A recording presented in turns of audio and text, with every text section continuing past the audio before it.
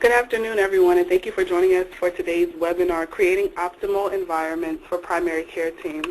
My name is Rachel Logan, the Training and Technical Assistance Manager at the National Center for Health and Public Housing. Today we have Cindy Barr, the Operations and Facilities Planner from Capital Link.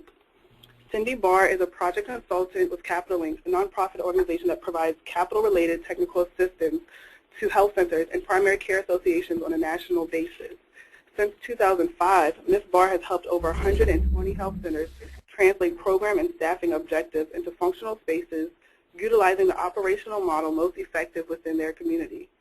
A nurse by training, Ms. Barr has extensive experience in inpatient and outpatient clinical services, healthcare administration, capital project management, and functional space programming. Ms. Barr holds a BA from Shepherd College in West Virginia and a graduate certificate in healthcare administration from West Virginia University.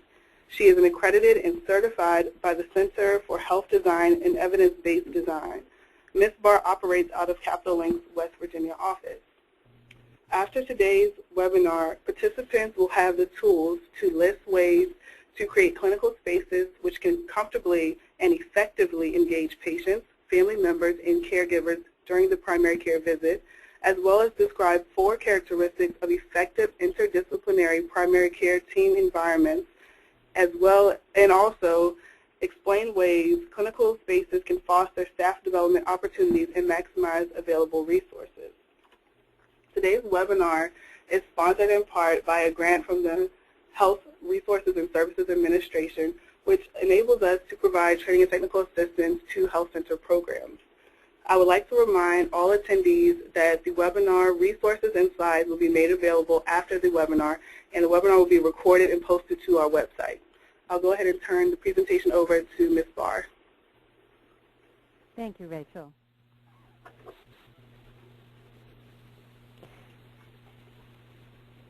In 2001, a longitudinal study on healthcare teams in the UK confirmed that not only are teams good for staff, but the best and most cost-effective outcomes for patients and clients are also achieved when professionals work together, learn together, engage in clinical audit of outcomes together, and generate innovation to ensure the progress in practice and service. So we know that it's good to be all in one place, but what kind of place? And I'll ask you this afternoon, do your staff actually work in what we would call the 100-acre woods? If you're familiar with the house at Pooh Corner, you'll recognize Poor Pooh, and I'm wondering if you feel like this when you walk around your health center sites. Everyone crowds round so in this forest, there is no space. I never saw a more spreading lot of animals in my life, and all in the wrong places.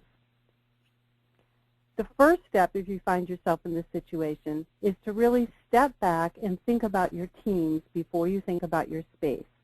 Develop some clarity. Define those teams. Who is really on the patient care team? Are there teams that are resources for those patient care teams that in themselves create a team, and those people need to work in the same space in order to cover each other and support each other? Define those teams very carefully, and then commit to the teams physically working together.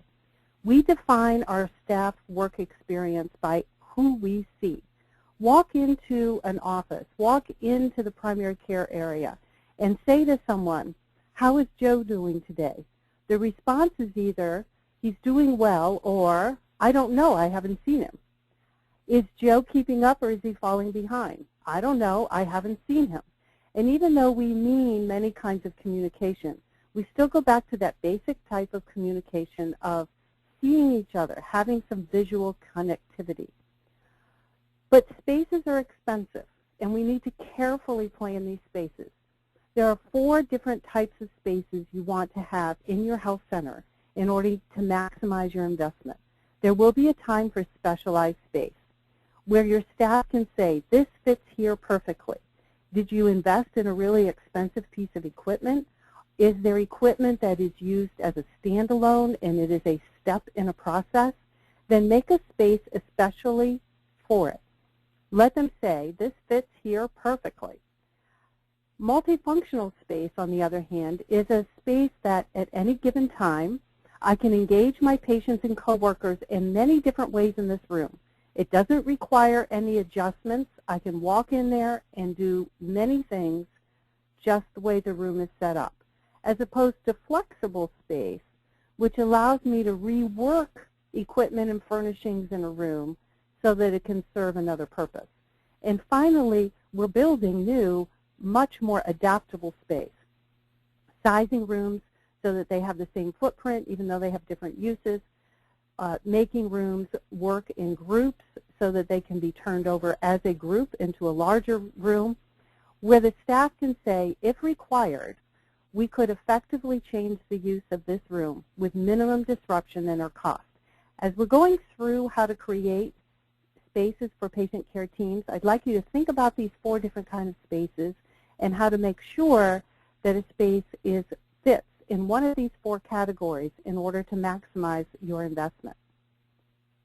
We're first going to look at team work zones, and the first type of work zone is engagement. And by engagement, I mean where the team members engage patients and their families or caregivers in the care process.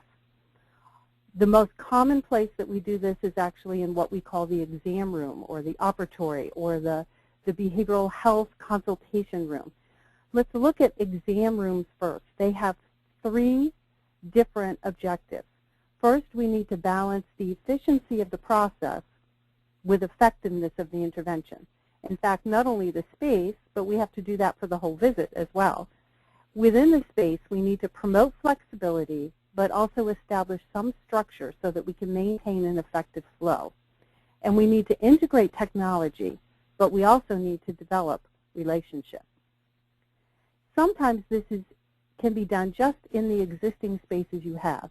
You don't need to be building a new building to think about these principles.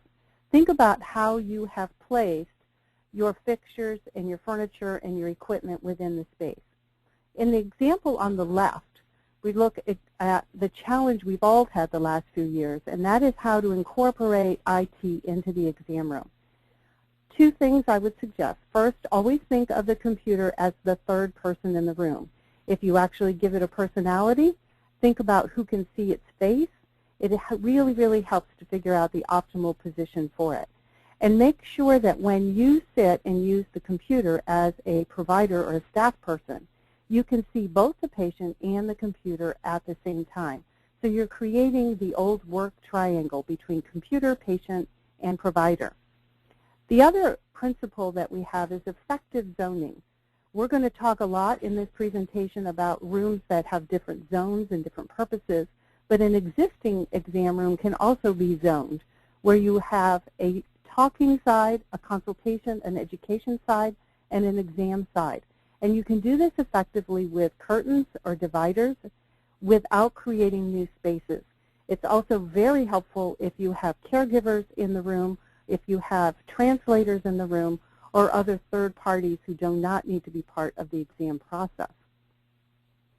It's also important when you're thinking about a behavioral health room, whether it's integrated into your primary care area or a separate suite, is each room that is used for consultation consistent with your model of care. Option A, where the blue space shows where the client and the family would sit, the circle shows where the provider sits, and the triangle is indicative of a desk or workspace.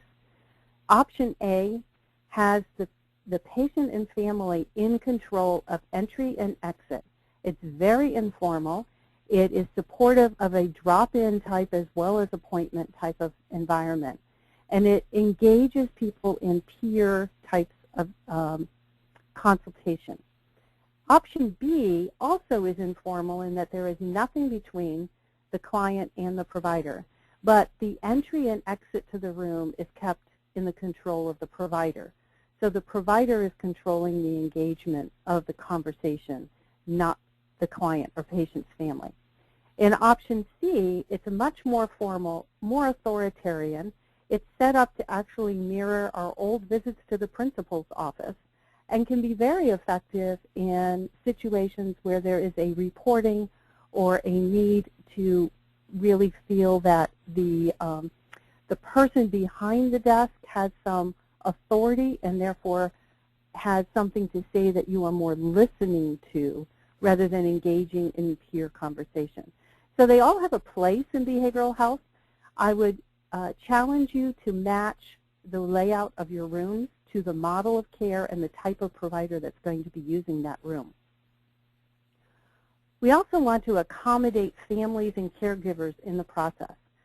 We can do this, as we saw in the zoned room a couple slides ago, with curtains, but it's also very effective in an established place to use some of those little alcoves we all have that seem to fill up with all sorts of different carts and different pieces of equipment.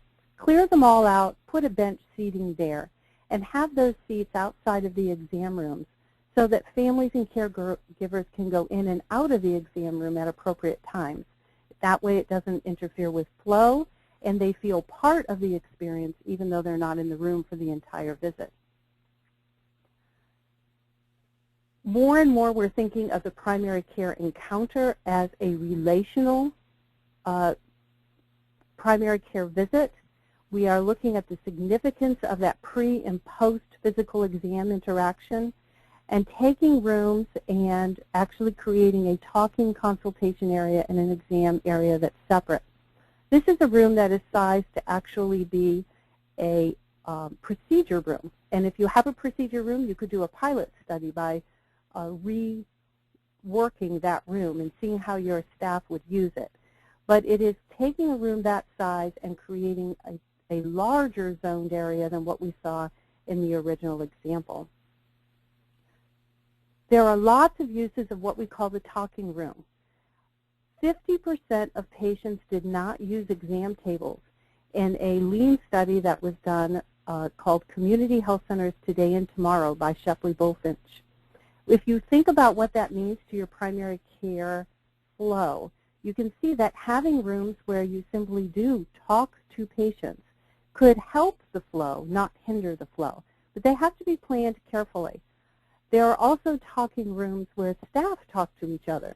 How do you use a talking room? Basically, everything that happens in the hall that you don't want to happen in the hall anymore happens in these rooms that are called talking rooms. They can be adjacent to team work areas. They can be between more traditional exam rooms, or as we'll see in an example, they can actually be part of an exam room. Jack and Jill rooms is a term you'll see more and more if you're doing any kind of internet search on primary care layouts. The Jack and Jill rooms are basically those rooms that allow for you to go from one room to another or one zone to the other by different entries. So let me show you a little bit here with this pen, what I mean by different entries. Right here, these orange marks, these are the provider and staff. These purple marks, this is the patient. So this obviously demands a different type of layout than what we traditionally see. Again, purple and orange on this has a traditional hall where both are using the same hall, but you can go into an exam room and you can go from the exam room to this consultation or talking area. So a patient may, depending on what they're there for, go to the consult area, go for an exam, come out. Perhaps go to the exam, go to consult. Or what we're finding in that 50% that the lean study showed, many patients simply go to consult, come back out, and that is the entire visit. This is another layout down here. The exam consult is being a front and back of the room with an actual wall and a door between them.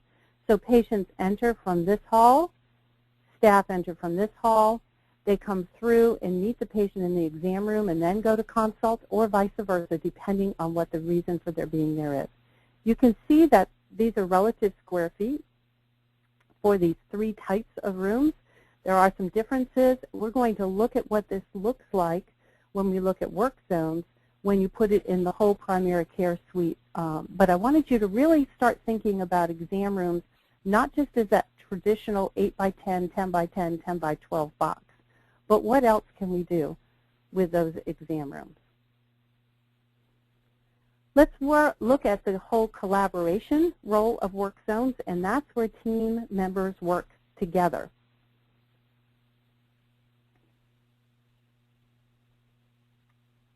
The staff work experience is characterized by 4 different things. First, you need interventions to decrease personal stress. You need accommodation for focused work. And you need facilitation of collaborative work. See, that's the whole reason why they're there in the team room. And then accommodation for group work, which is a little different. That's the whole team huddle. That's the team working out some problems, some common issues on flow. So it's the whole group as opposed to collaborative, which could be just part of the team at a time.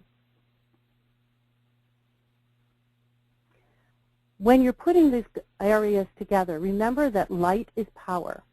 Sharing natural light in a big box facility is a challenge that we're all meeting.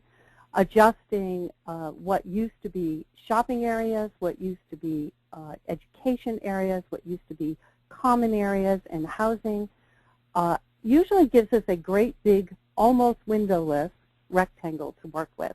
And light is power. So showing that we're working as a team rather than a traditional hierarchy is often done first and foremost by who has control of light. Using glass panels in walls is a good way of bringing light from exterior wall offices into common hallways. Another way that you can extend light is you actually put the light in through the hallways and put glass in through offices and waiting area. The example on the right is where there is a skylight, and we want to share that light, but we want to also give some privacy to the people that are working directly under it. And they've used a plexiglass panel to allow light to come through, but not any visibility. Team room locations are very important in that you need to consider what your goal is when you place the team room within the primary care suite.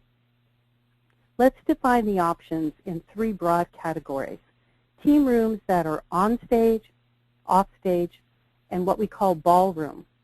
These can be the same spaces. We're going to, in fact, look at some layouts where they are the same square footage, the same number of rooms, but they are in on stage, off stage, and ballroom configurations.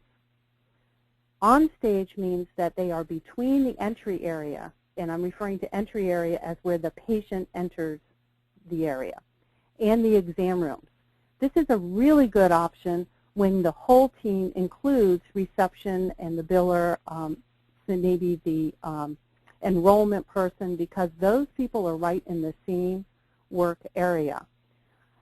In a diagram, it would be the blue space in the center, and you can see how it borders on the entry area at the bottom, but also opens directly up into the exam area. Those yellow boxes that we're going to see in each of these layouts are really those talking rooms I talked about. Office, consult, talking, you can use them for a lot of different things, and in the best scenario, they are used for all of those things. The other layout option is what we call offstage, and that is when you have all of the team together and they are away from the exam room area and also away from the entry area. You can see where the blue space is moved way up to the back of the suite. Entry area and reception is in the front, and then the engagement area or the exam and process support area is between where the staff work and where the patients enter. The third is ballroom. This is an example of a very traditional ballroom layout. This was a renovation where there was limited space, and actually the only people that work in this ballroom are those who are seeing patients at the time. There are, because of space needs, some offices where other work is done outside of the central ballroom location. So you can go total ballroom, or you can go active flow ballroom is what we call it, which is a fancy way of saying basically if you're seeing patients, you work in the central area while you're seeing them. This is a layout. Again, look at your blue area in the center. Look at the relationship with those consult office talking rooms. Patients are flowing all around you, hence the name of ballroom. And your support areas are adjacent to the entry area.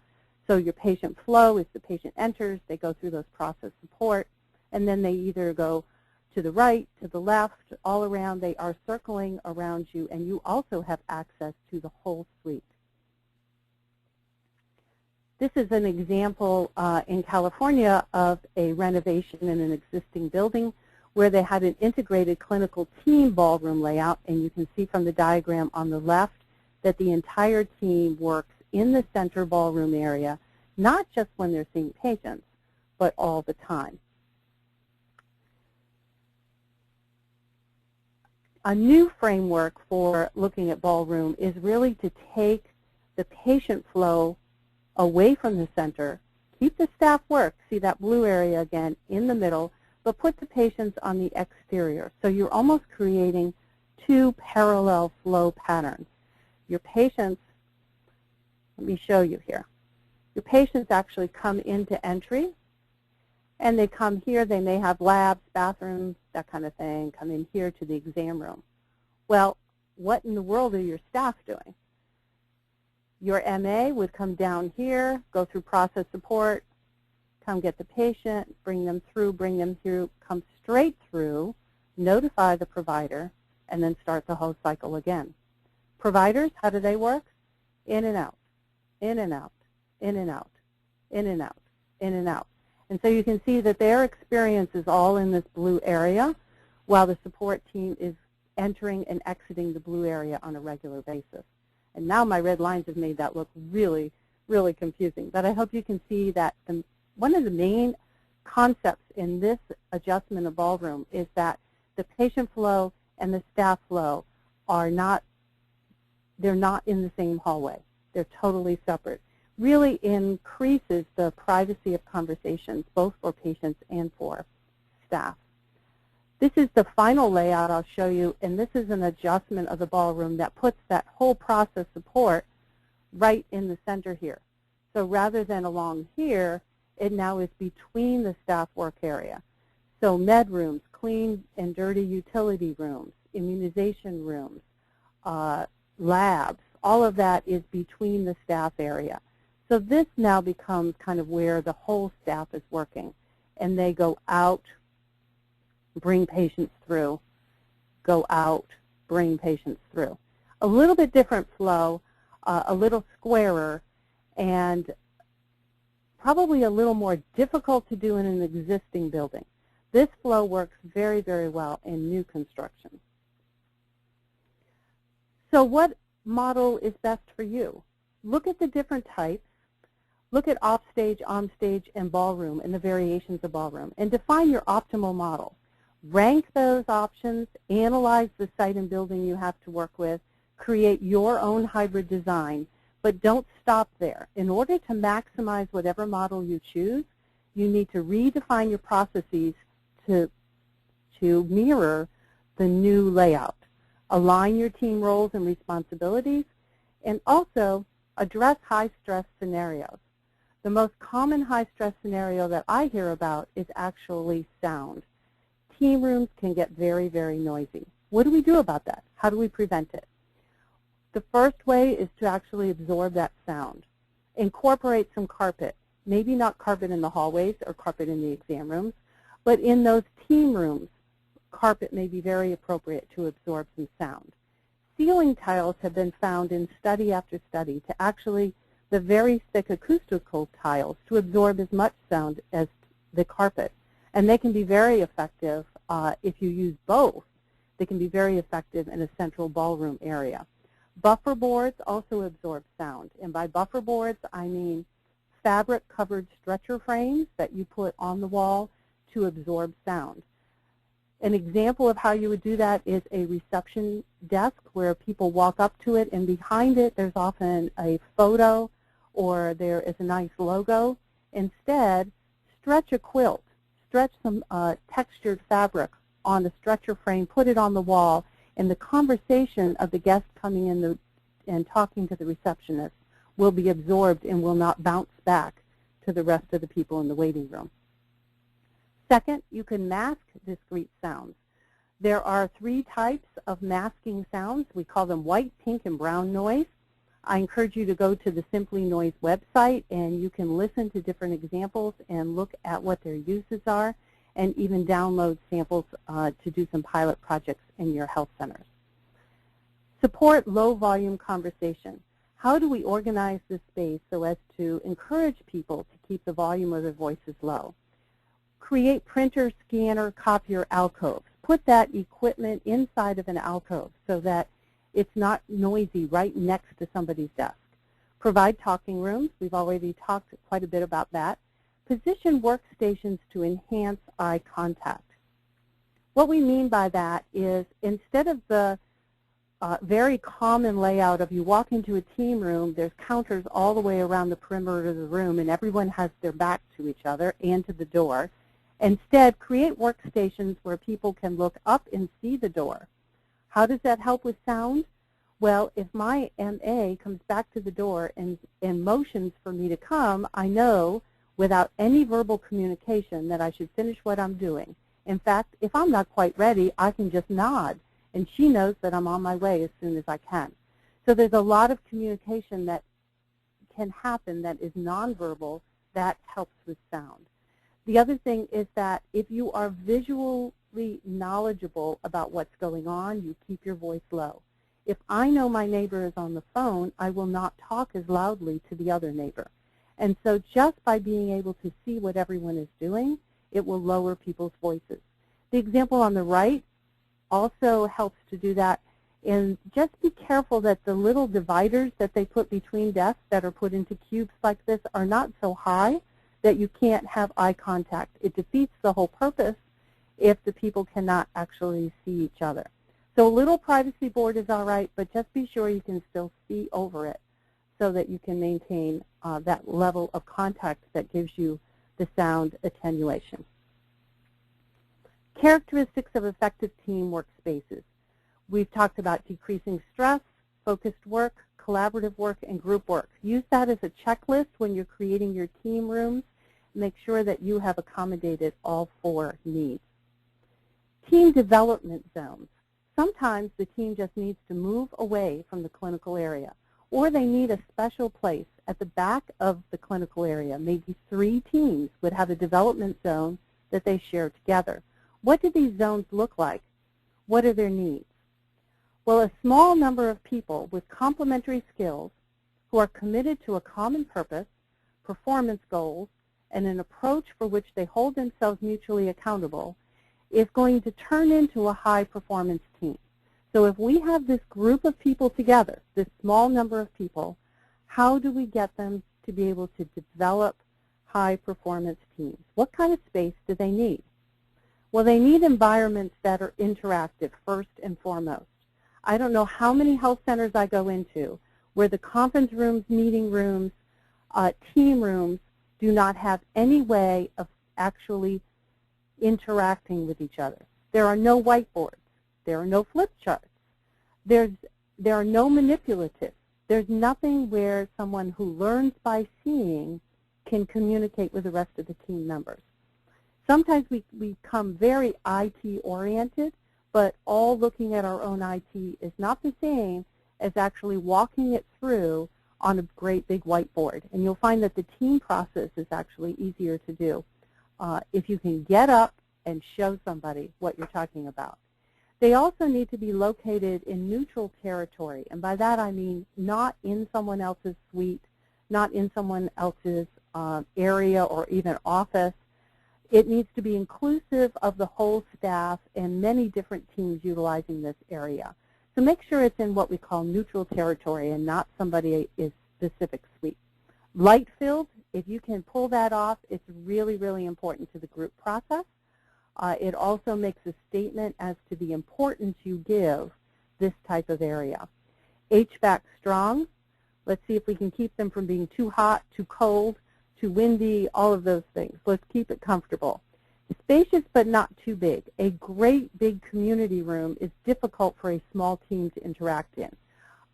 Also, you don't want people shoulder to shoulder.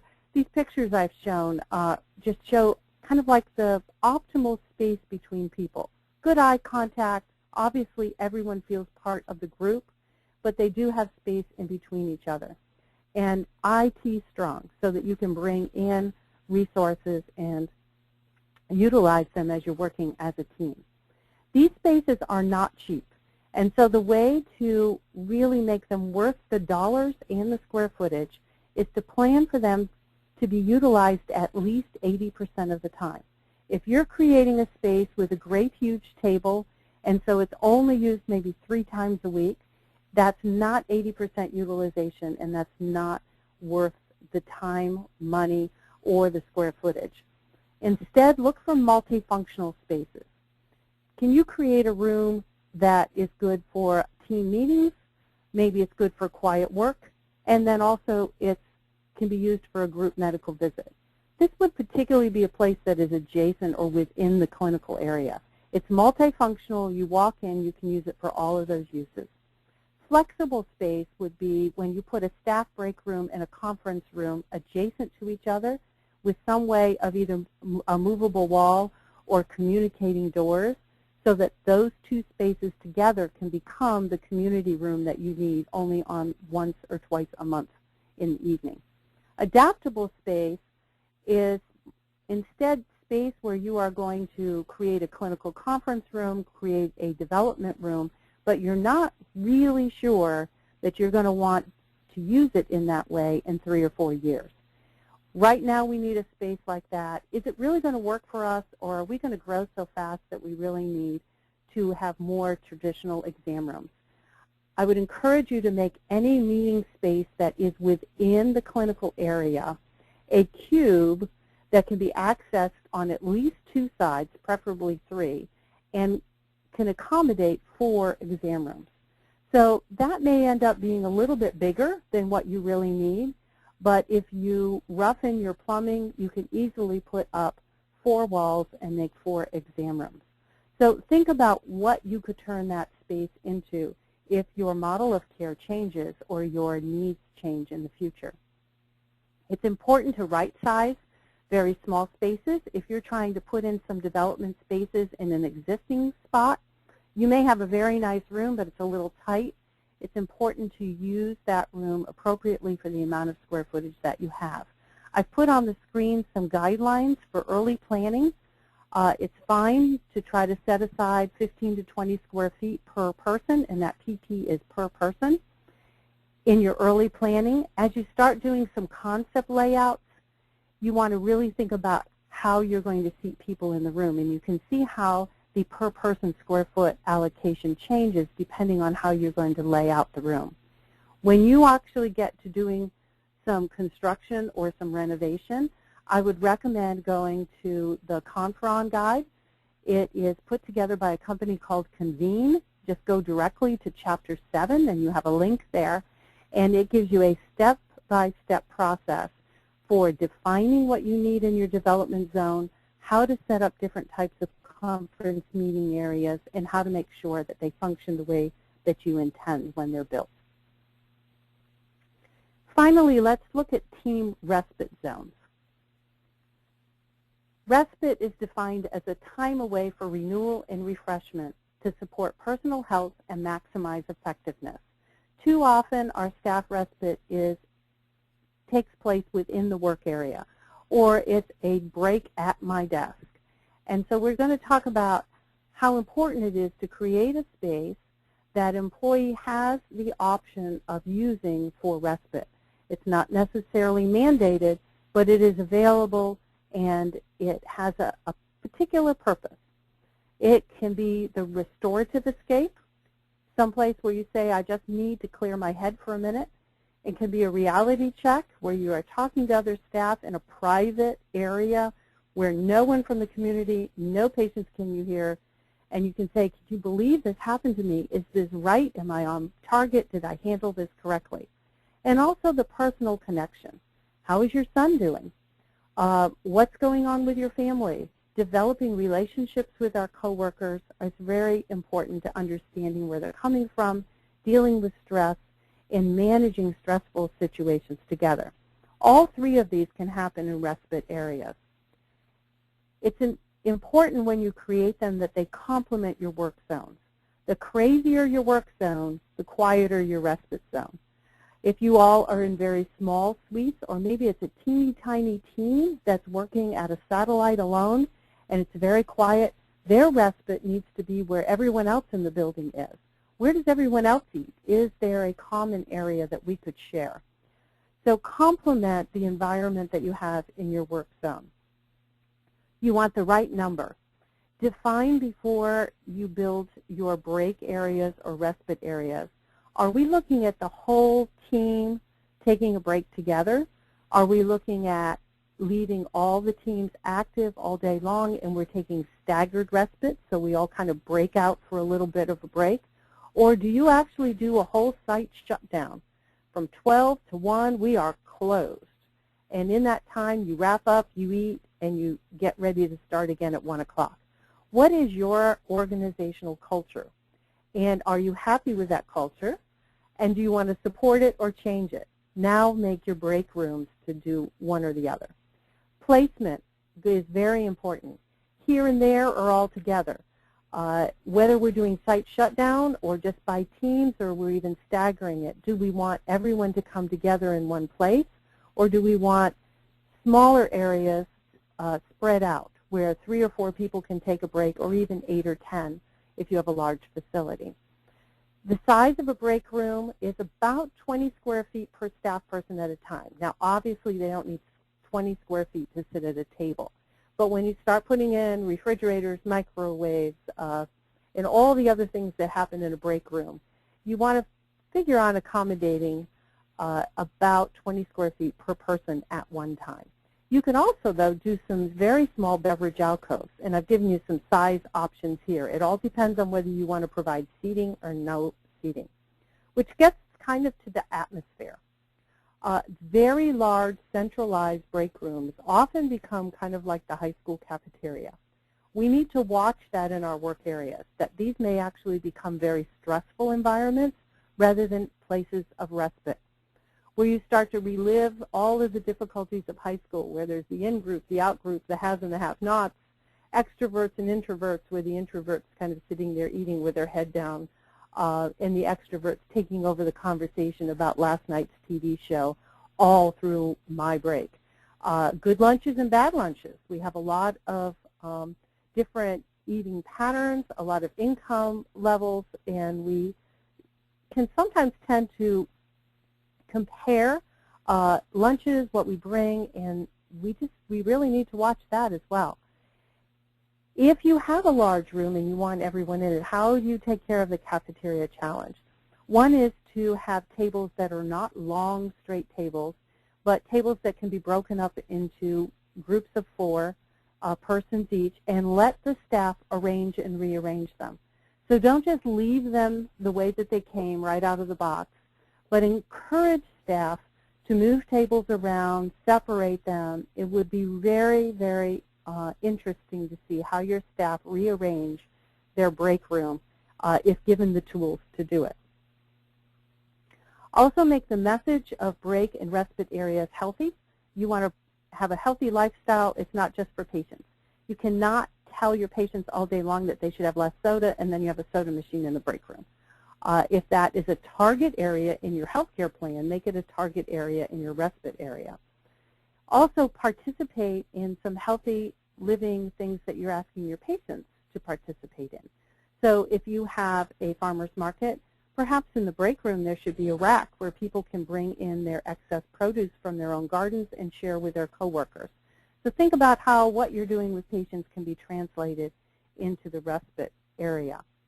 I put these 2 pictures up not because I think this is what your health centers look like or what you get to look at out the window every day, but I think that they are excellent examples of what restorative escape means to different people. For some, it is sitting by the lake all alone, just being very quiet, maybe 1 or 2 other people.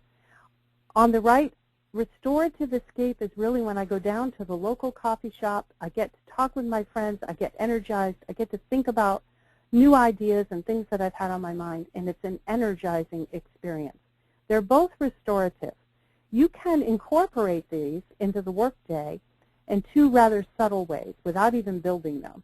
One is think about your location. If you're looking at site location, what is near there that could help for quick restorative escapes before, mid, and after the work sessions?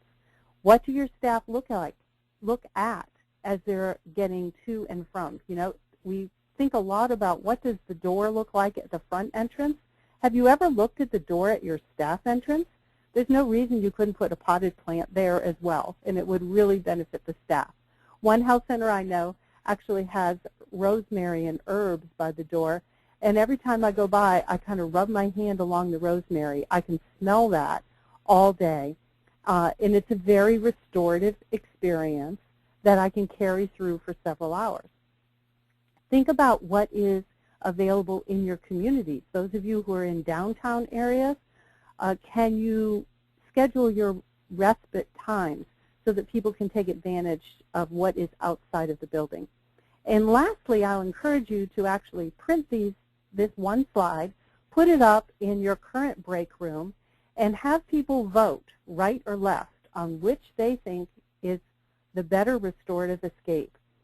That will give you some tips on how to create a break room that is meaningful to your staff. What we've been really talking about is using some of the research that is out there on creating environments that support function and support teamwork specifically, aligning them with your goals, adapting them to the reality of the building and the spaces and the communities that you're working in, piloting some things, maybe even by moving furniture, emptying that procedure room and creating it into an expanded talking exam room, seeing how that works, adjusting your pilots, and then be ready to innovate and replicate what has worked for you. And then please share what you found so that other people who are in like situations can benefit from your experience. Thank you very much for joining us today. I would love to talk to you about the projects, the challenges, the experiences that you have, and this is my contact information. Okay. Thank you so much, Cindy, for that truly engaging and interesting presentation. I'm actually surprised by the depth of information that you had to present on how we can transform our health centers to engage patients and also engage our staff to kind of motivate them to perform better. So now we will open up for Q&A. I'm sure there are a lot of questions about some of what you do as well as all the things you discussed today. So if you would like to ask a question, please type it into the box to your right in your control panel, and we'll get that over to Cindy. In the meantime, while I'm waiting for questions to kind of fill up in the queue, I have just some brief announcements. For more resources and to stay connected to us, visit our website at nchph.org. We have monographs, fact sheets, manuals, our quarterly and resident-based newsletters on there as well. So it's a wealth of information for health centers, community members, and other organizations. Also, sign up to receive mail from us, e-blasts, emails, and such on different kinds of updates and information just to keep you abreast of everything that's going on. And also follow us on Twitter. I was tweeting throughout the webinar about this, the information I was presented in links and things. So follow us on Twitter and engage with us that way, as well as check out our YouTube channel, which we use to post a lot of our webinars and free resources. And then also we have our upcoming symposium June 10th through 12th, which will feature information such as this, clinical information, health center management, all of those hot topics in the health center world. So definitely sign up to attend those sessions. And here is our contact information at the National Center for Health and Public Housing. So we'll go ahead and open up the Q&A portion. Let's take it back. Okay, first question. Do you have any patient feedback on how functional the spaces are that you create? Yes, and I assume that you're also talking about some of the newer ways of engaging patients and family and how effective they are. The feedback that I have falls really into two categories. One is that patients really, really appreciate the ability to engage their family and caregiver in the visit, but still have private time with the provider. So any of those layouts that allow you to do that, whether it's a bench in an alcove in the hall, or it's the divided room, or it's even the new Jack and Jill format, if you can get it so that the patient's family can be there for part of the visit and not dragged from the waiting room at the end of the visit, but actually be more interactive, patients have scored that very, very highly. The other thing that patients really appreciate is any time that they can see the provider's eyes when they're working on the computer. And I think that's the other hot topic for patients, is that our provider is really nice, but he's more interested in the computer now than he is in me. Yeah. And so those are the two really, I think probably the two things we get the most patient feedback from. Interesting. Thank you. Are there recommendations for room size based on specialty, for example, pediatrics versus adult medicine versus OBGYN? There are, and I'm going to preface that with the fact that I'm a great proponent of flexibility, and so if you change the size of your rooms within a facility and then change your model of care or change your staffing model, it does create some challenges. So, but also there's a place for making the most out of the square footage you have. So as much as possible, make the rooms to the largest size requirements as opposed to the smallest to get more rooms in. That allows you more flexibility in the future.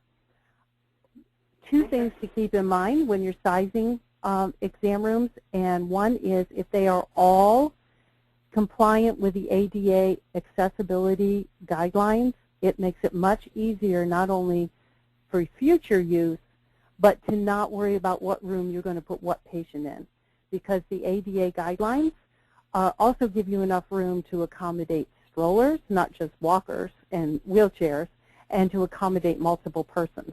So watch those guidelines. What does that usually come up to? We usually recommend not going smaller than a 10 by 10 or a 9 by 12. We are finding that if you want to zone it, then the 10 by 12 or 12 by 12 is more appropriate. The 10 by 15 is the size of the room that you saw that had an exam room in the back and the seating in the front that also works as a procedure room. Now, there was also the question about peds and all of that, and I'll answer that real quickly. For peds, the big thing is you can put the table against the wall, and you have to have a couple feet on each side of the table. So the reason peds can use smaller rooms is because they put the table against the wall. However, don't forget about the strollers. Oh, yeah. Thank you. And are certain room layouts more consistent with the patient-centered medical home model? I would say that the layout that accommodates multiple persons in the room at once is most consistent with patient-centered medical home. Whether that is two different staff providers, like a behaviorist and a family practice physician, or it is the caregiver, or it is a couple being seen together, or it is 3 children who have simultaneous visits with the parents. So the key is big enough that you can get more people in the room. We're kind of used to that in community health anyway, but that's really the key. That's the link between PCMH, community health, and the size of the room, is be sure they're not built just for 2 people. Oh, yep. Okay.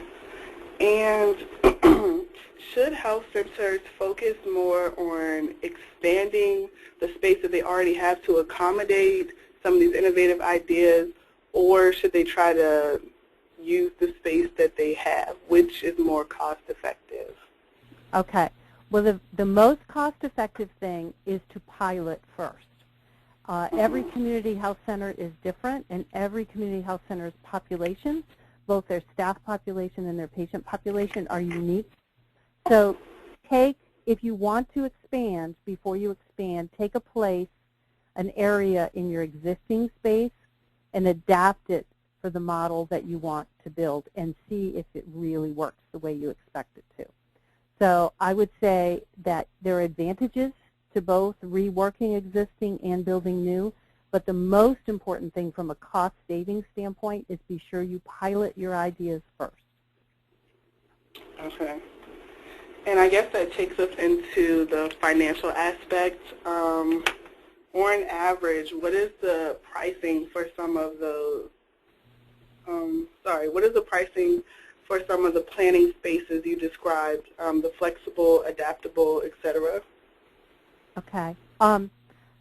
I cannot quote prices because they are wide variances across the country, and depending on the area. So I wouldn't want to, it's one of those cases where looking at medium cost is not really helpful at all to anyone. But what I can tell you is that you need to look from a cost perspective on two things. One is which helps you to process patients in a timely manner. Sometimes less rooms actually improve your process. So if you're simply emptying your waiting room into a lot of exam rooms, that doesn't help you see more patients. So don't be shy about using some of the new layouts that have more square footage if it makes your process more efficient. So it's all really about the process, not about the number of exam rooms. Okay. Thank you. And are doctors and other healthcare providers open to having more open space, or do they kind of prefer their privacy, those closed quarters?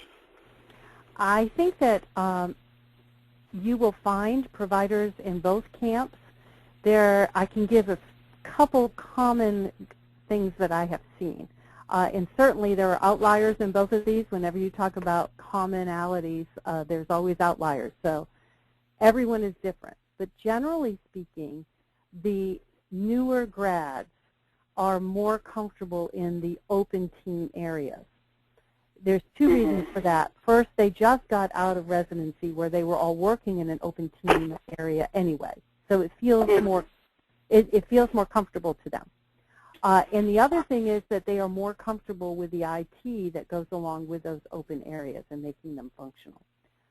The other piece to think about is that different environments in different organizational cultures attract providers with different personality traits. And if your organizational culture has attracted a lot of people who are used to working alone and are more introverted, you will likely need to create more private spaces. So really look at your staff. If you have hired a whole bunch of introverts, putting them in a great big team room is not going to make them extroverts. But likely, if you have a lot of conversations going on in the hall, you've got a bunch of extroverts anyway, and you need to give them a team room. Okay, so just gauge where your team is. Gauge where they are. Think about where you want to get them as you add more staff, and then accommodate it. A good combination is to have team rooms with group work areas, but have a talking room or quiet work room where you can make a private phone call or you can focus on a project actually adjacent to that room or even entered from that room with glass, so you know what's going on, but you can close the door and it's quiet. Similar to what they would have in a library. Exactly.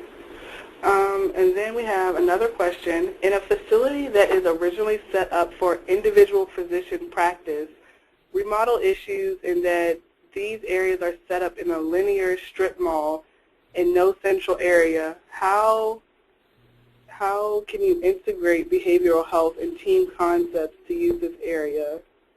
Does it require major construction? Okay. Well, you can always do major construction, so we'll set that one aside. But I'll say there's a few things to consider before you decide to start breaking down a lot of walls. There may be two offices that are back-to-back on separate halls that you could remove a wall between them and make a large work area that is has an entrance onto each exam room hall. We've done that quite a lot. So when you have these long areas with lots of exam rooms and then you have another hall that's kind of long with offices at the end, often the offices are back-to-back. and just eliminating that wall creates a team room with a door onto each of the separate halls. So it's a little bit of renovation, but it's really just tearing out a wall. The other thing is looking at where your medical records used to be. Their location is ideal for a team room, and many people are adapting their medical records rooms into team rooms and then taking the private offices they had and turning them into behavioral health talking rooms, consultation rooms. Oh, excellent.